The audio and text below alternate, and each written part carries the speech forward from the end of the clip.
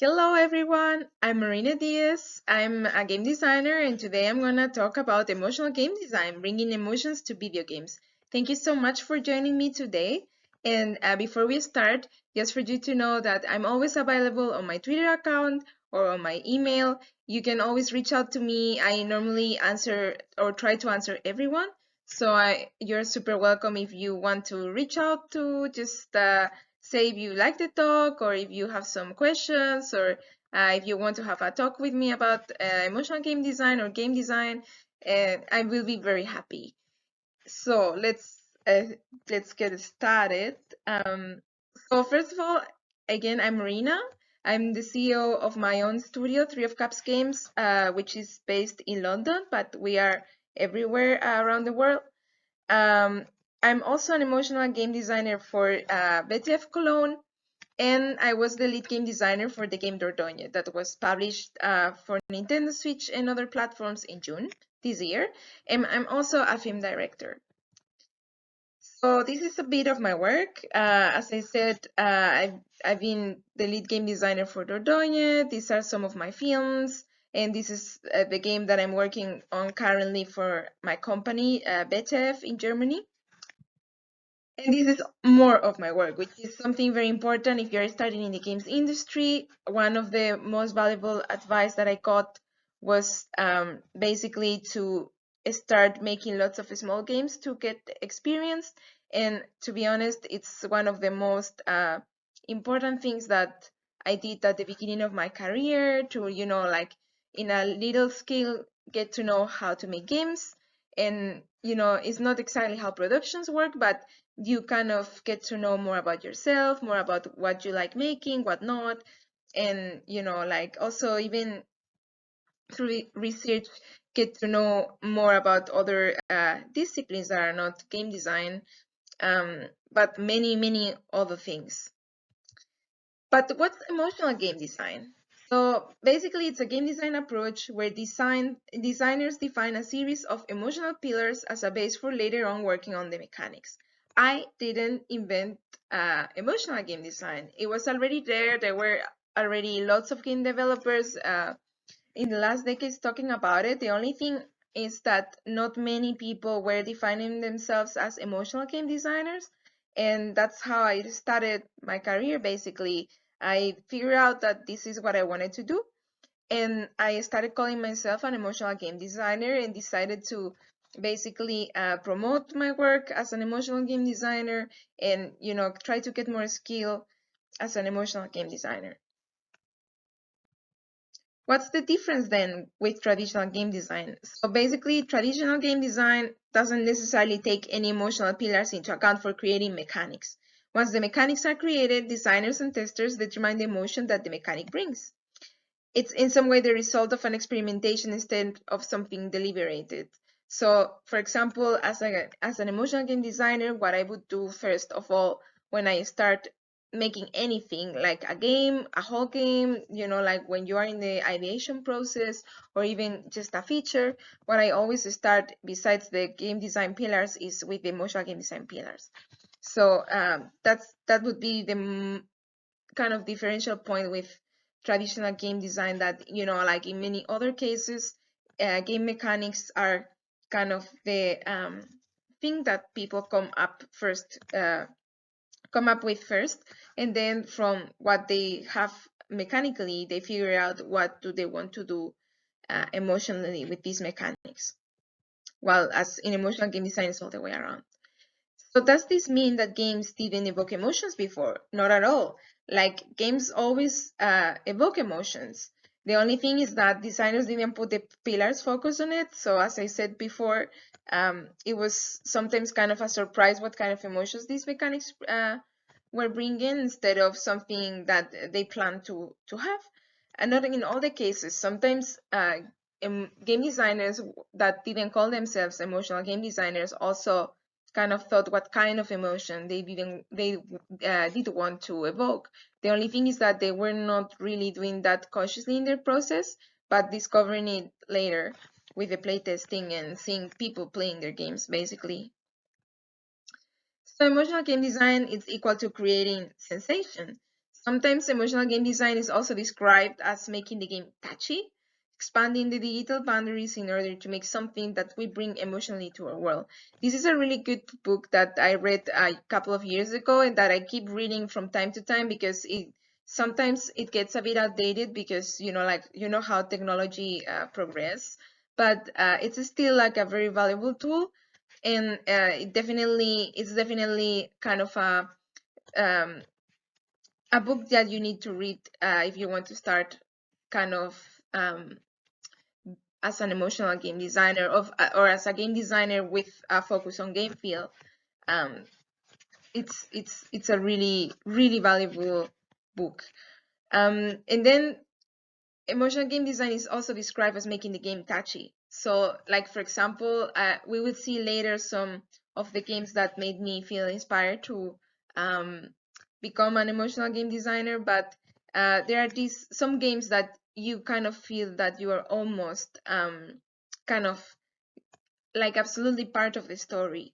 And many times you get this through the controls, sometimes it's through the audio, sometimes it's a combination of everything, but essentially it's kind of emotional game design is the art of creating sensation. So what can emotional game design bring to game development? Basically, it's an approach that understands and seeks the emotions that the team wants to evoke with the game and its different parts on players. And it's basically a tool that can allow teams to focus better on what kind of emotions they want to bring into their games. And it's a way also of putting the players first, because if we think about what kind of emotions we want to evoke in them, we are primarily thinking about the players. And I feel that this is how we can make better games. Instead of thinking of anything else, we always have to think about the audience that we want to appeal with our games first, and then I feel that that's the way that everything else comes together. Um, Once you know what kind of niche of people you're appealing to, then you can also check out other games that were trying to appeal a similar niche, a similar group of people, and then everything kind of becomes much easier. So yeah, basically, how did I start specializing on emotional game design? I say here that I followed my gut and chased what I felt I was better at as a game designer and creator. This is like the long story short, but the rest of the story is that basically when I was studying my master's degree in game design at university, I had to do a final project, and this project was making a game. And I made a prototype on Unity of a narrative first-person adventure game that it's called PTSD. It's kind of like a really small prototype about how sometimes people with post-traumatic stress disorder feel. And when I was making this project is when I realized that what I really enjoy was kind of creating different atmospheres for making the players feel things, and also to like try to transmit to players different feelings or how I felt through these atmospheres, and playing a lot on Unity, that it's the engine that I used for the project.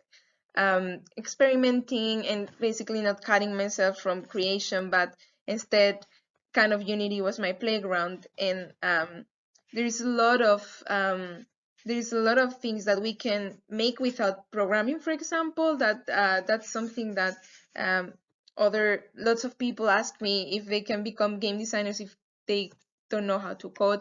And of course, like, the answer is absolutely. And actually Unity, that I didn't try Unreal Engine yet fully, but I think Unity already it's very accessible on that. You don't need sometimes to know a lot of code for making little stuff, or even just to experiment and creating atmospheres. You almost don't need code at all. So just like a little very basic stuff that you can find easily on the internet. um, but basically, what I want to say is that I specialize on emotional game design because I experimented, and this is what I also encourage you to do. If you don't know how to start in the games industry, or even like what do you like making or what kind of professional you want to become. So the best is always to follow your gut, and if your gut is not saying anything, you just need to experiment with a lot of stuff, and then you eventually you find or you feel even what you want to do.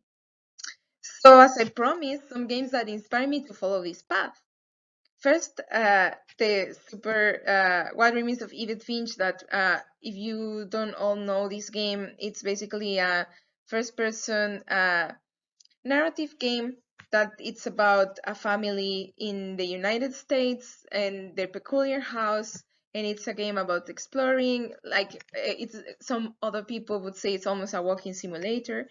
Um, but it's a game about exploring, and it's a really good example of um, many moments of emotional game design, and it's incredible the amazing work they did with all the different stories they tell in the house, because basically the game tells the different stories of the inhabitants of the house across generations, and it's super interesting. And also they were really good at the control mapping, and it's one of the most precious examples I think we have in the last decades of how important controls are, for example, for storytelling. That it's something that I've been also exploring myself lately, that controls sometimes is seen or even talked about as something super technical, but I think that it's actually a very important tool for storytelling, and sometimes we could even consider it part of storytelling, um, rather than something just technical. Another example is Firewatch, that it's also a kind of walking simulator, adventure game, narrative game. It has really good way of making emotional game design with very little. It's also a game that has great atmospheres. That I said earlier that it's something that I really enjoy from game making, to be able to set the player in environments and make them feel things with just a couple of things that you tune together and to create a harmony in the game. Gone Home is another really good example. I really love Gone Home because it's in some ways, such a simple game, which is not a simple game at all, but it is such a simple game and you can fit so many things through it. And I really love that in this game, for example, if you don't know it, you discover the story through finding artifacts in the house. Artifacts, call it also items, recordings, papers, and you can manipulate the things and you can grab the things. That this is what I talked about earlier about touchy sensation. In Gone Home, for example, there, like, every single room tells you something. Like, there is no one here. Basically, it's just yourself, the character that you are playing with, wandering through the different rooms of your own house. And then, like, there's a lot of environmental storytelling, as you can see here, and it's amazing for the player's brain, because you can kind of even make your story in your head. Like, you don't even need the developers to tell you anything. You yourself unconsciously sometimes kind of start tidying the different paths of the story and discovering what's happening. And I find this extremely interesting, as you can tell. And then Ico, which is a kind of old game, it's 20 something years old right now, but it's a game that it really made an impact on me the first time that I saw, especially this gesture. It was the first time that I saw that in a game, two characters were wandering or like playing together, holding hands, and I found this such a powerful gesture that I wanted, in this moment, it was one of the moments that I thought I really want to make these kind of games. And I want, like, when I felt like these chills when I saw these two characters holding hands, is something that I also want to make other people feel. So, yes. So basically, how to do emotional game design. Yeah, now I'm gonna talk to you a bit about my process. How do I work on my day to day? Also, I have to say that my process is not that it needs to be the process of everyone. I really like to remember people that each of us, we have our own methodologies, our own, way of doing things based on our experiences and the way we see the world, which is not the same as you probably do. So what I want to say with this is that I really encourage you all to experiment and find your own voice, because that's what it really makes a difference in the games industry and in the games that we make, that we all have a voice, a process. And if this process, for example, doesn't work for you, that's totally fine. I've actually made this process for myself because it's what I work for me at some point, and the process is continuously changing all the time. So don't be afraid of experimenting and trying to find your own voice. Sometimes a question that I get a lot in talks is how I find my own voice. And basically is what I said earlier, experimenting, trying to make lots of stuff, or it doesn't even need to be a lot, but basically making stuff and see how you feel, and finding the kind of routine that makes sense for you and that brings to your games what you want to make. So that's the best advice I could give you. So basically, I talked about the emotional pillars and game pillars earlier, but this is the first step for me always. That, as I said, the emotional pillars are a series of emotional concepts that I define at the beginning of the ideation process, along with the game pillars. This is an example that you can see. This is the game concept. It's my homemade description for Shadow of the Colossus, that it's another really, really good game. So basically, a traveler carries the unresponsive body of a young woman. In order to find a way to save her, they have to find and defeat ancient giant gods. Like, for example, my pillars for this kind of game could be helplessness, hope, solitude, and mystery. And now I'm going to show you a picture of how Shadow of the Colossus looks like. Shadow of the Colossus, for the people that don't know this game, it's basically you are this character here that you can see, a warrior, let's say, uh, with your horse. And there is nothing else in the world, like besides these ancient gods, Colossus, that you have to defeat, find and defeat. That's all what you find in the world. Like, it's like a vast world that you can explore, but there is nothing. Like, sometimes I think there is not even animals, or like it's just yourself with this enormous world, these enormous kind of constructions, ruins, um, and the Colossus that are these mysterious creatures. And like, this is something that I feel it could be um, matching the pillars that I mentioned earlier: helplessness, mystery, and so on and so on. And you can see that in the world as well. So the developers could have, if they would have worked in this way, they could have set these pillars first and then start building everything around.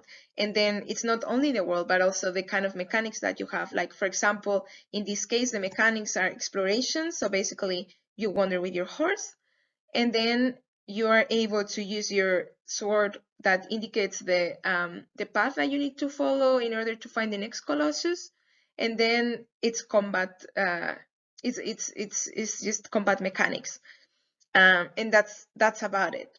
So it's in some way a very simple concept, but it's a game that really brings you lots of feels and these solitude feelings, and so on and so on. So these are the pillars. Here you can also see like what I mean, like with these enormous colossus and how this feeling of helplessness.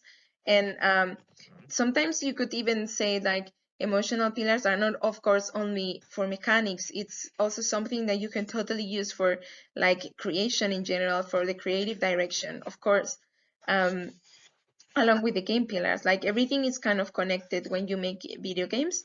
And like the game mechanics don't go in one way and the creative direction goes to a different one. Like everything goes along in the same direction. Then another thing that I've been making in the last years is a timeline on Miro. So Miro, if you don't know it, is this tool of like online whiteboard where basically you can work with other people. It's super useful. Um, And what I do is that if I'm in charge of the game design since the beginning of the project, what I do is that I craft a timeline for each part of the game, typically along with narrative design and art. So basically what we do is that we kind of make this big, it's the same thing that people in UX UI use, kind of very similar at least, but we have everything there. Like since when the prologue starts, the cinematics, the playful moments that are like minigame moments, if we have some, the dialogues, everything, so we can see what's the path that the player is gonna follow when they play our game. Then experimenting in engine. So basically, I already told you this, that one of my favorite things is to jump into the engine that I'm working with. That normally it's in Unity, but these days you never know what's gonna come next. And then play with placing elements and creating atmospheres. And I also have to say that I learned a lot about pacing in games thanks to the engine Bitsy. That doesn't require at all coding skills, and you can find it on, if you type Bitsy on the internet, you find it easy. Otherwise, I think it's still allocated on each, which is a website for indie developers, where you can also upload your games actually and share it with other people, the small games that you hopefully make, if you feel like like expanding your skills, as I mentioned at the beginning. And it's a really amazing tool that it's really good for pacing stories and prototyping. It has a lot of use. And then playing with elements, which is like this creating sensation, basically cameras, controls, lights, narrative pacing, and audio. And like when I was studying, these things were not something that we were taught about for in our game design course. And I found that this is extremely useful to know, or to have some notions about it for my game design. And I'm going to explain briefly each of them a little bit. So we start with cameras. The link that is here, I'm not. I'm gonna guess that the organizers of the conference are gonna share this PowerPoint with you, so you can totally check the links. Otherwise, I explained to you, this link is from Studio Binder. Is actually, this is a blog for filmmakers that I found extremely useful also for making video games. And this is a guide for to camera shots, basically. So what I want to show you here is how different it feels on the screen when you use the camera in different ways. Like for example, on the left hand side, you can see this extreme wide shot from Mad Max Fury Road. And like what it evokes here is something totally different than when, for example, we see in the right hand side that is a full shot from Django Unchained by Tarantino. And like if we use these things in video games, it's of course, like knowing this gives you a lot of power as a game designer to also kind of come up with your mechanics and make the gameplay much better.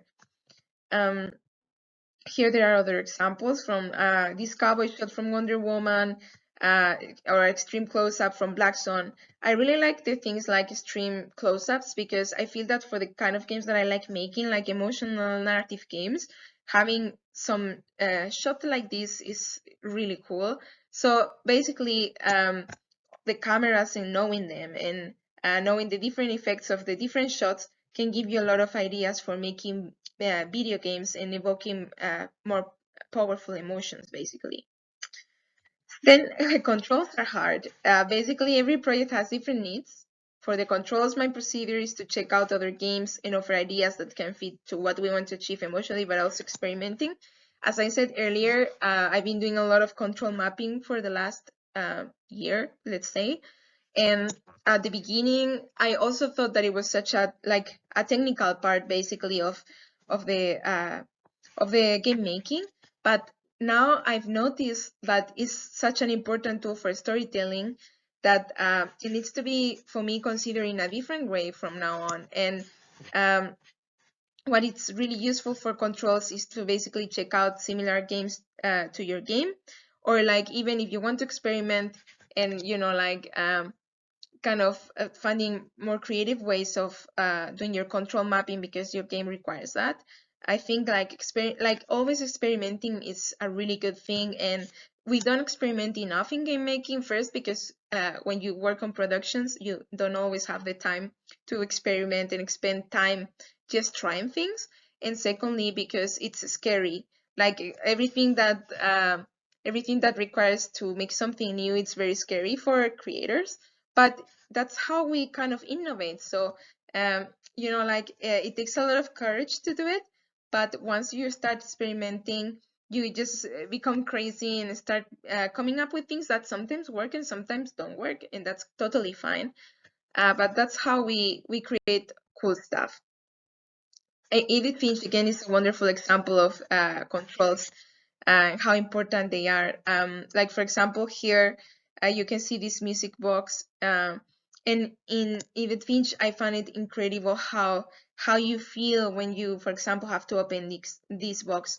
You can just rotate in your even in your touchpad of your laptop, and it feels so good. It's amazing, and also like of course Edith Finch, they had the capacity of hiring a couple of engineers for making all the control mapping, and they developed this control mapping where the player doesn't matter how you play, it feels that it's always the right thing that what you are doing, and that feels incredibly rewarding. So it makes a lot of sense, and it's very important that we spend enough time with our controls for games. Then lights, I feel that we don't speak enough about lights because sometimes, especially in indie games, normally game designers we make like lots of stuff that are not only like the mechanics, but in AAA, for example, the roles are more focused, and there is always the person that's dedicated to lights, and you don't, as a game designer, you don't need to think about it. But anyway, I think that knowing how to use lights is really important for creating atmospheres. And sometimes, like for the game mechanics, it's also really important to know what kind of lighting the different paths of the levels or the rooms have, and to come up with what kind of mechanics you're gonna implement there, or even like for aviation process, what kind of mechanics you're going to even have. So I think it makes sense to spend time with lights and getting to know more about how to create these atmospheres and stuff. This is one example that I really like talking about. That it's really good inspiration for creating atmospheres. These are the games of Kitty Horror Show. They are for free, I think most of them or all of them on each. You can see like the links there, but again, I hope that this PowerPoint is shared with who's interested. And Kitty basically what they make is games that are kind of horror games, but not really, because normally there are not monsters or anything or nothing really scary, but they are really good at creating these atmospheres of this one, for example, is called the Haunted Cities, and you just wander around places that are spooky, but are only spooky because of the vibes of the place. Like for example, like tingling lights, it's in the night, or like empty spaces that you feel in any moment something is gonna scare you, but really nothing happens. And it's a fantastic example for getting to understand better how do we create sensation through atmospheres in video games. Then narrative pacing. There are many ways of telling stories. It helps a lot if we know how do we want the game design to support it, working along the narrative designers. So basically, I always think that it's very important that everyone in the team works very much together in order to make a wonderful game. Sometimes you can tell when the game has had departments that are disconnected, like the narrative goes in one way, the game mechanics go in another way, the music in another way, and that's a recipe for, no, I don't know if disaster, but a lot of chaos and stress for sure. So for me, I've been very lucky that in the last couple of years I worked really close with all the narrative designers of my projects, and I learned a whole lot, and it's been really important for me to be uh, with them a lot in order to make better game mechanics, especially because I've been dedicated mostly to make narrative games.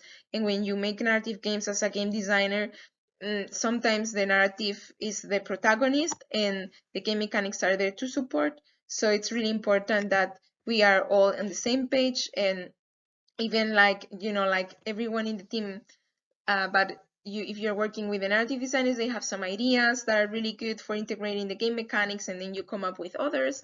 So knowing more about narrative pacing, it's a very useful tool when you have to talk with the narrative designers of your project. And then audio. Audio is something that for years has been relegated to, like this little part of the budget, the final of the final that we're making, which is a bit absurd because audio is fundamental for creating atmospheres and to support the game design, of course, in the whole game.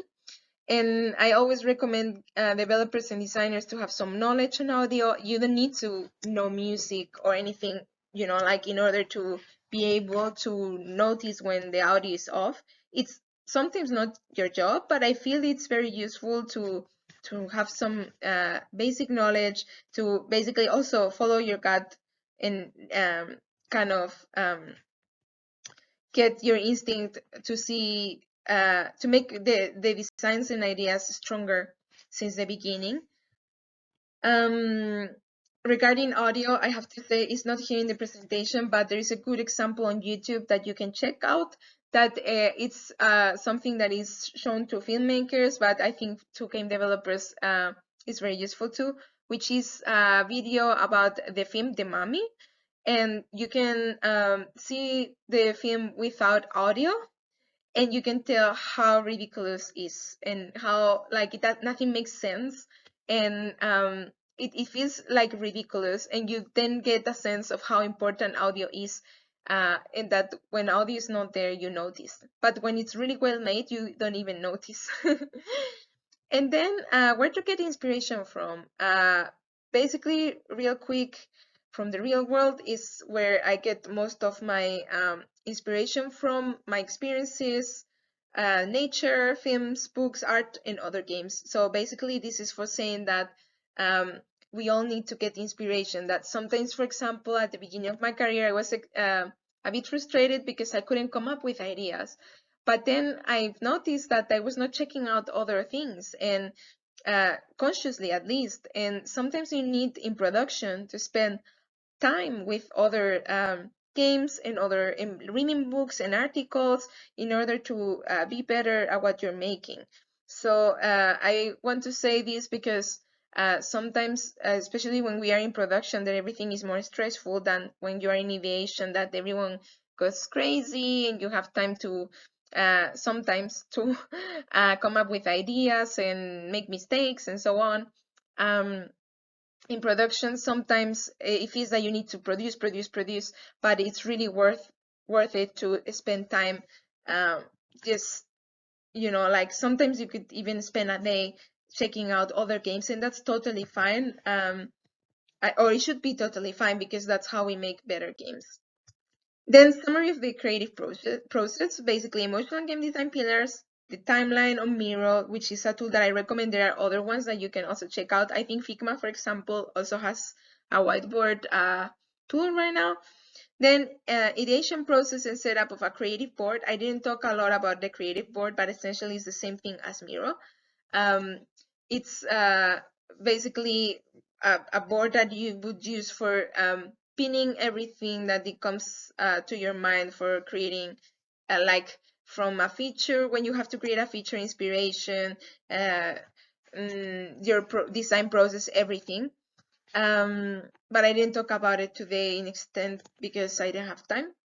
But you can check out Miro and then you will know what I'm talking about. Then experimentation within the engine whenever it's possible, and of course testing. It's really important. I didn't talk